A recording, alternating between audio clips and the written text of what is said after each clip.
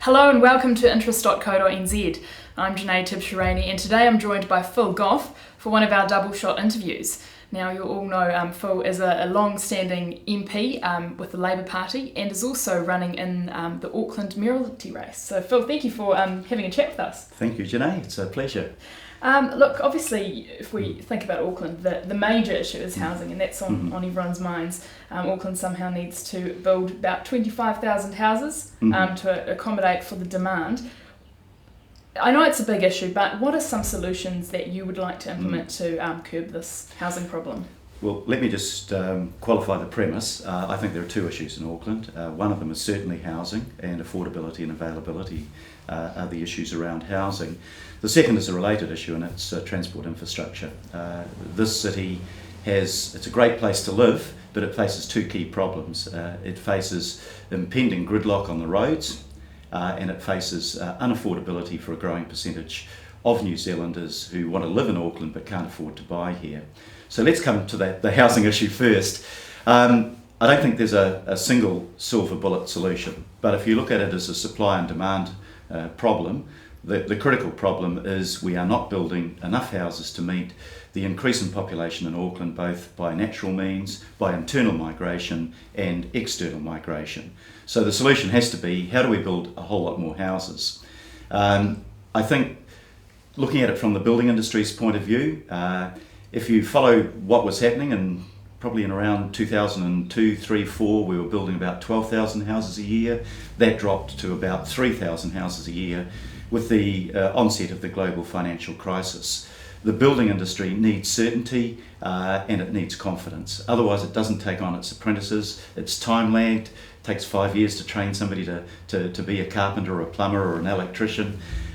So the role of the central government has to be to give that certainty and confidence. And the solutions to Auckland's housing crises in the past has always been a partnership between central government, local government and the private sector. That's what this electorate that we're doing this interview in of Mount Roskill was built upon. Secondly, it's a problem of land costs. I think land is now on average 60% of the cost of the average home in Auckland.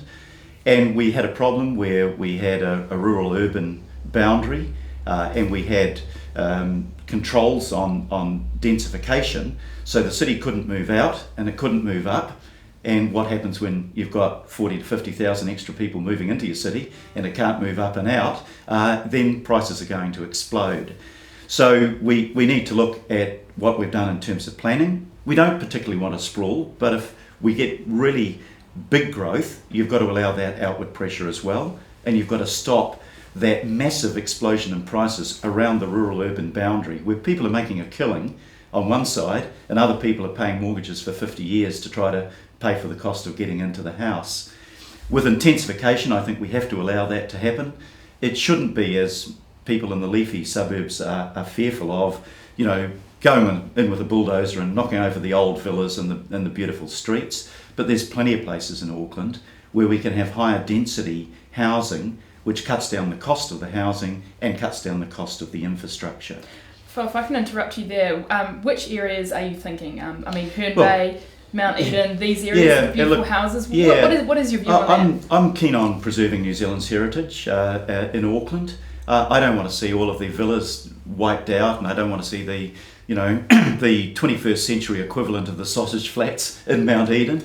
But I'll give you two examples. In New Lynn, around the railway station, you've got the Merchant Quarter, which is a high-rise building. Next to it, you've got the old Crown Lynn site for the brick site, and that will be intensified. Go out to Panmure. You've got the new interchange between the railway station and the bus station. 10 minutes into town, what surrounds that area? Second-hand car yards. You've got Mount Wellington, beautiful reserve on one side, and then car yards. Well, so you're thinking keep the central suburbs as they are, so we're talking the Ponsonbys, Kingsland, that kind of area? I'm not keen on losing genuine heritage. I don't think the 1944 rule works. It's too much of a blanket.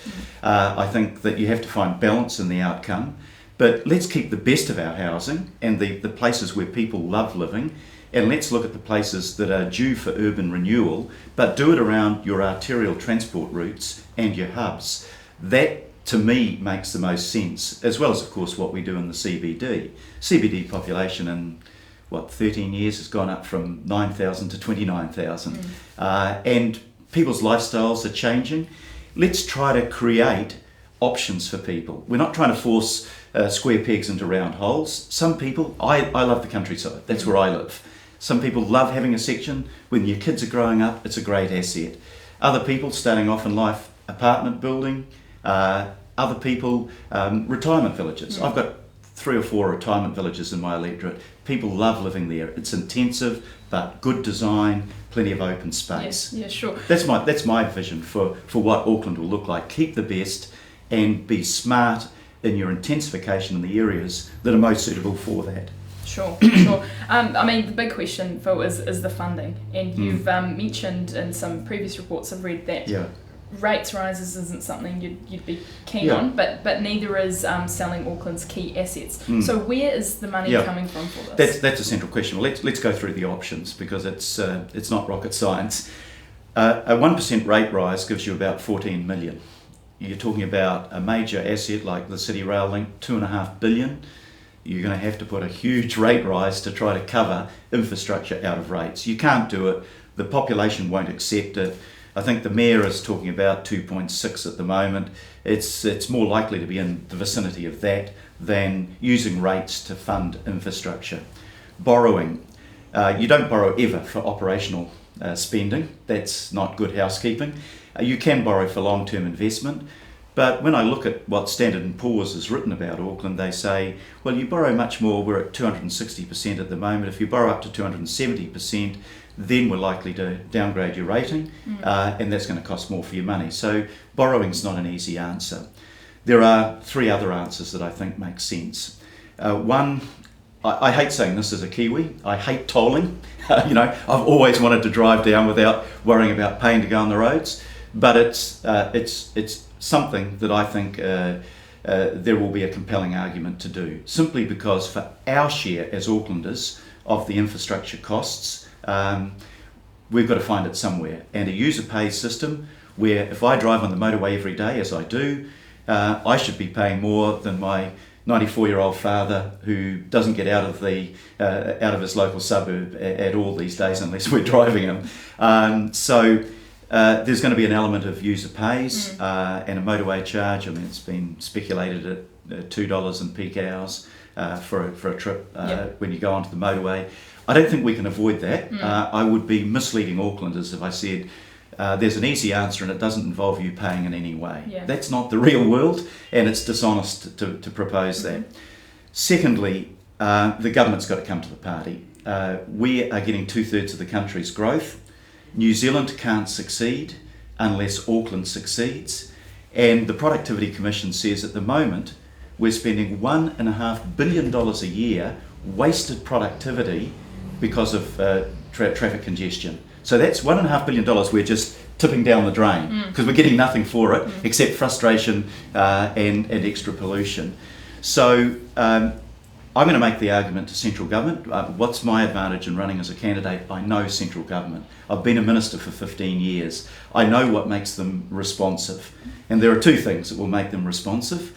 One is to say, we've got our house in order, we've found our economies, we're working efficiently, we've eliminated waste and duplication. And secondly, if you're seen to stand in the way of solving our infrastructure problems, particularly in transport, then the blame of the electorate, 1/3 of the country, will actually fall on the people that they hold responsible for that. I talked to the Secretary of Treasury just this week.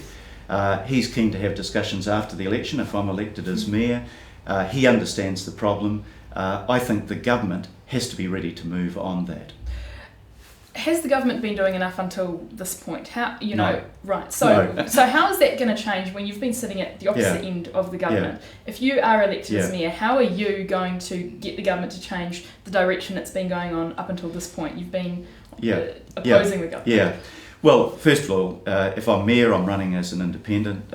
I don't think it makes sense for me to be a partisan figure as Mayor.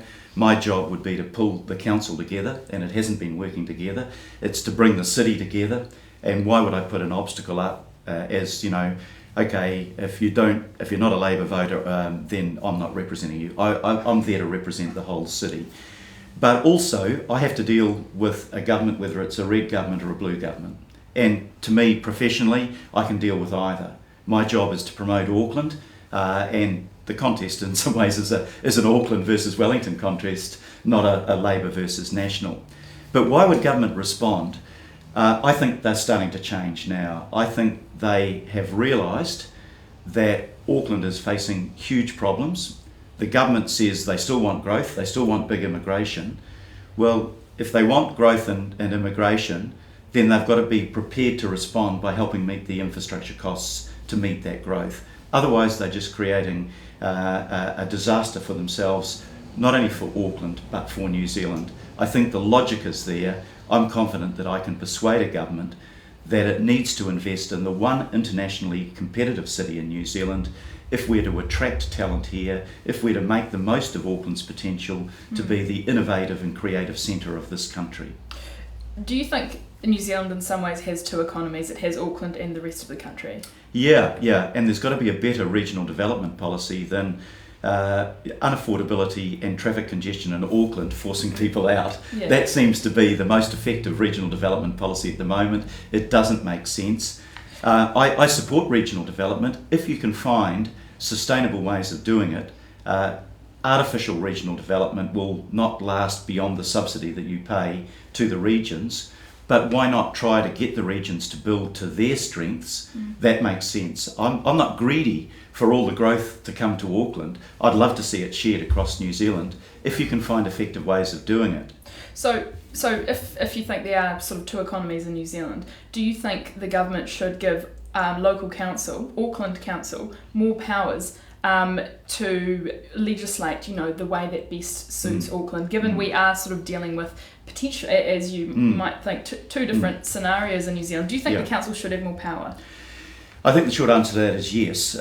Many years ago, I was Minister of Education back in the 1980s. I won't ask you what you were doing in the late 1980s, but I worked quite closely with a man called Brian Pico, who was Managing Director of Progressive Enterprises.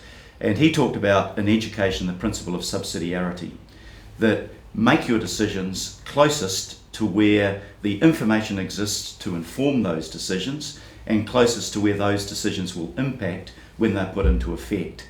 And that's what gave us tomorrow's schools, which by and large, for the last, nearly 30 years has stood the test of time.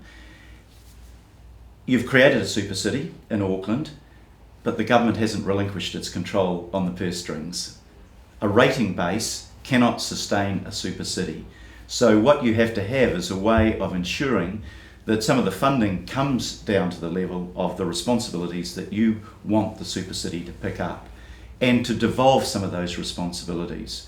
A very quick example, we now have ATEED and we have Auckland Transport. ATEED probably has a better understanding of what's happening in Auckland than the Ministry of Business, Innovation and Employment, and Auckland Transport probably has a better understanding of Auckland Transport problems than the Ministry of Transport. They need to work together with central government, but there needs to be some devolution of responsibility and of financing from Auckland, I think, to get the best decisions. Won't happen overnight, but I think that should be the long-term principle governing a city the size of Auckland, and for Auckland likewise maybe to do that to its local boards, to devolve some of the decision making that is best made in a local suburb to the local board. I think as a general rule of thumb, that is an effective and an efficient way of getting the right decisions and getting accountability of people to those that they're serving in the community. Sure. Right, Phil, well, we're probably going to have to leave it at that, but thank you for sharing some of your thoughts with us, and we look forward to seeing how the campaign plays out. It's going to be an interesting year. Yeah. Thank you very much. Thank you. I'm Janae Tibbs-Shirani. I'm joined today by Phil Goff here at interest.co.nz.